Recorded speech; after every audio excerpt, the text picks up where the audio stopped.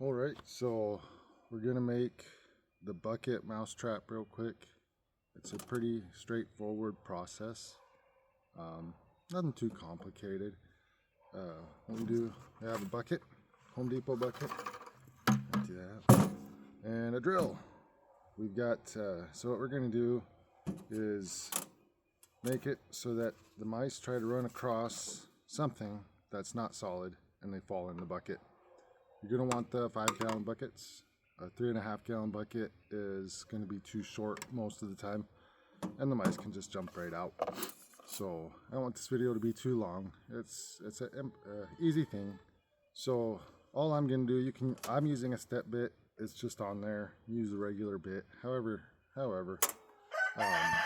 just to try to keep everything lined up, I usually just line up with the handle.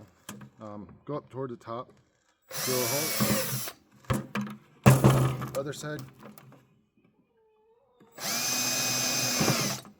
boom. Now I'm using a insulation hanger because it's nice and rigid and I can bend it to hold it in place. You can use string if you want, just stick it through, tie it, whatever. Steel cable if you really want. You can get as fancy as you want. It doesn't need to be fancy, you're just catching mice. So the insulation hanger, I'm just gonna bend this side like that, and then we're gonna stick it through this hole. So what that bend does is make sure that the wire can't go through. So go through like that. I'll use a paper towel roll here just because it's not a bad option. And most people have paper towel rolls. You can use PVC.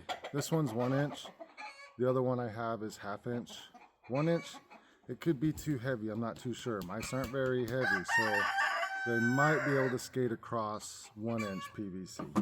So we take the paper towel roll, stick the, oh, that's right.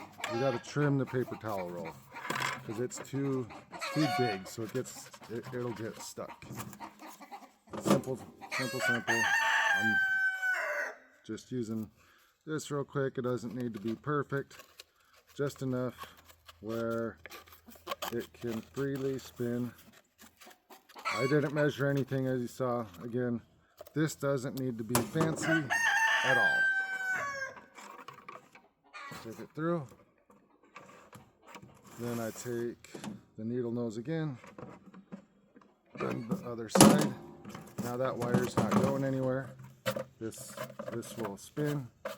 I forgot to bring the peanut butter with me, but my other one, I have a net pot on one side and peanut butter on the inside.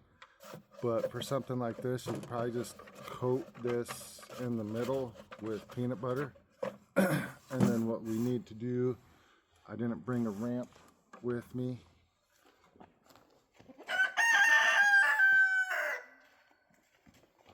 Just get something that you can secure to the side of the bucket. You can secure that however you want.